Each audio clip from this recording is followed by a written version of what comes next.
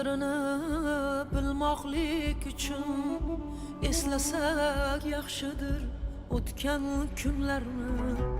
Odamlar rost so'zin aytishdan qo'rqib fana-panalarda yurgan yillarni.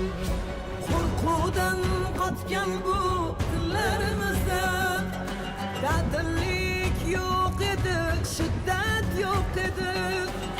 Yerga sezilmasdan yurganimizda erkinlik atalgan qudrat yo'q edi, qudrat yo'q edi.